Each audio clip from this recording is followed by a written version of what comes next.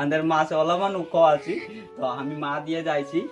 Hello guys, good morning. Welcome to my YouTube channel ज्योतिष मार्डी में आप सबको स्वागत है। तो कुछ आज स्पेशल होने वाला है, मतलब मम्मी पापा के साथ हम वीडियो बनाने के लिए आज जा रहा है फर्स्ट टाइम।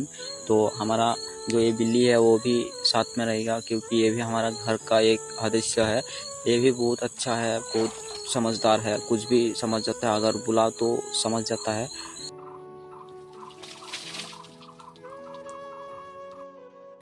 তো হে গাইস, গা ধুই দিলি তো এখন বাকি আরো তোদেরকে দেখাই আছি মানে তো বাকি এখন আমরা মানে পূজা করবো, মাঝে মাঝে তোদেরকে বাতাই থাকবো। আজি ফার্স্ট টাইম ঘরে ভিডিও বানাচ্ছি না মাদের বাদের লগে, তো অলপমান মানে নাই বলবো আরো পূজাটা করিলি প্রথম। তো আমাদের মন্দিরটা খুলতে লাগবে এখন। সকাল সকাল ঘুমায় উঠে আজি পূজা করছি ঘরে গাইস। তো তারা দেখতে পারে আমাদের মন্দির এইটা সিস্টেমের আছে। এখন আমি পড়ে আছি হ্যাঁ সাপা